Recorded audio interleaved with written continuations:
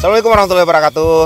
Di hari ini mulai dari kemarin ya dok ya, kita datang ke sini. Kita start dari Kolaka itu jam bada asar, dan karena kita banyak singgah beli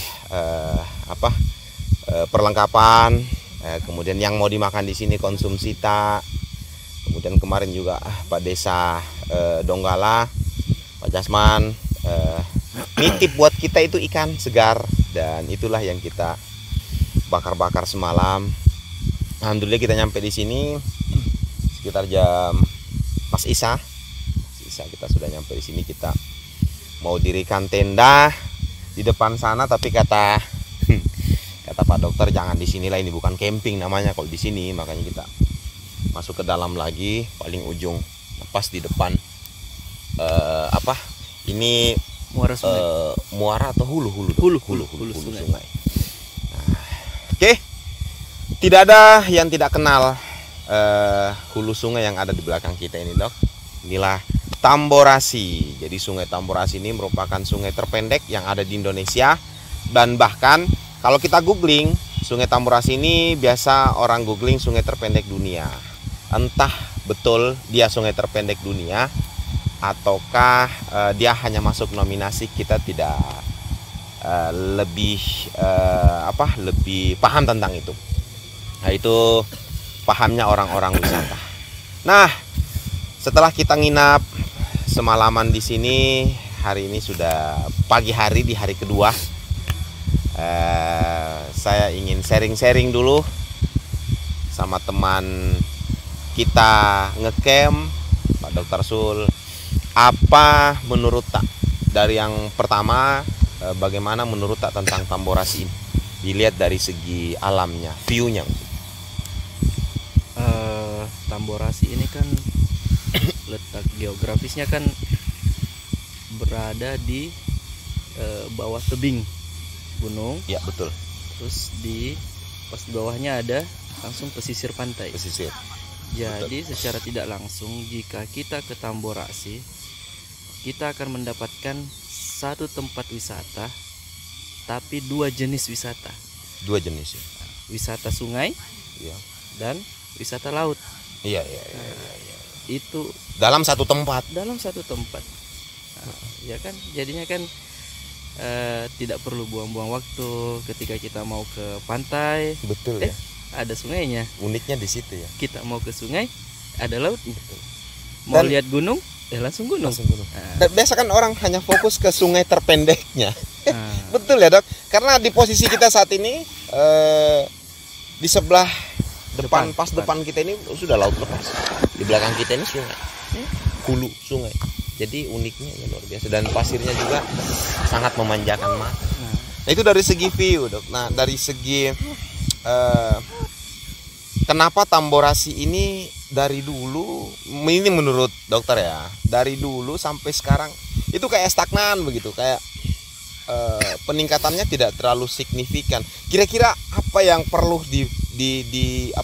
dibenahi dari sektor pariwisatanya sendiri, mungkin dari pemerintah atau teman-teman yang bergelut di bidang pemerhati wisata, biar Tamborasi ini semakin bisa cepat begitu progres perkembangannya. Karena saya dari kecil sering kesini, dan sampai saat ini sudah umur di 36 tahun ya masih seperti ini saja. Kira-kira apa yang kurang dok? Ini menurut pandangan dokter ini, yang mungkin setidaknya paham lah, ada ilmu sedikit tentang wisata. Mungkin saya hanya dari segi konsumen saja ya. Pengguna, penikmat wisata. Ya. Nah, secara pribadi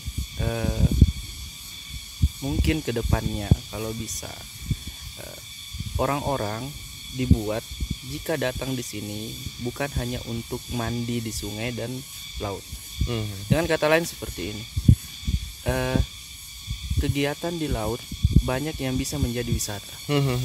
Betul. Misalnya water sport, ya kan, water sport. Misalnya kegiatan sungai seperti apa, kegiatan pantai seperti apa. Kan ini ada, tadi saya bilang dua jenis wisata. Wisata sungai, wisata pantai. Nah, sedangkan kita tahu wisata pantai itu banyak. Betul. Contoh lah misalnya di daerah Pulau Dewata sana. Iya. Di sana kan ada water sport, misalnya ada jet ski, ada banana boat. Betul. Jadi orang kesini bukan semata-mata hanya untuk mandi. Betul. Yang kedua, mungkin bisa disediakan area-area sesuai umurnya, misalnya untuk anak-anak kecil. Mungkin ada bisa disediakan tempat pemandian anak kecil, karena kan kalau anak kecil kita lepas di sungai, itu kan beresiko.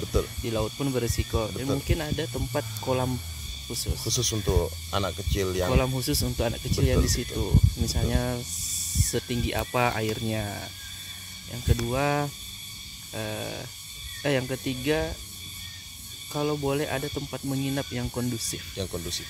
Karena misalnya ya semacam homestay lah ya, Dok. Iya, homestay, karena ini kan tempatnya di tengah-tengah. Betul. Jauh dari Kolaka, jauh dari Kolaka Utara. Jadi orang yang misalnya keluarga yang mungkin umurnya sudah tidak memungkinkan lagi untuk tidur di tenda, bisa ya, untuk memanjakan dirinya mungkin di hotel tempat tidur yang enak. Terus besok paginya mau mandi di sungai dan mandi di laut, kan ada. Kalau sekarang kan belum ada. Padahal kan kalau dari segi pinggir-pinggir pantai kan banyak yang bisa jadi seperti. Seperti itulah tanggapan dan harapan dari kita ini, yang bisa dikata kita ini bukan praktisi wisata, tapi hanya penikmat wisata saja. Tapi dengan ini bisalah mungkin menjadi masukan untuk teman-teman yang bergelut di bidang praktisi wisata, utamanya pemerintah yang memang gaweannya memang ngurusin wisata, Dok. Jadi itu mungkin. Jadi mudah-mudahan video ini dinonton sama semua, dan Tamborasi sini ke Tamborasi, karena ini merupakan wisata unik, di mana dalam satu tempat kita merasakan sensasi dua tempat wisata ya. Dua wisata alam yang berbeda, ada sungai dan ada laut. Hutan juga dapat. Ini hutan full, ini belum ada yang ngerambah. Dan di atas tengah-tengah di situ jalan, Dok, menuju Kolaka Utara. Biasanya kan sini masih ada hewan-hewan. Iya, jelas. Dan ini suara yang di belakang kita ini nyeng-nyeng itu hanya ada di sekitaran sini, di hutan-hutan yang seperti ini. Oke, baik, demikian obrolan singkat kita mengenai tentang wisata yang ada di Tamborasi. Assalamualaikum warahmatullahi wabarakatuh.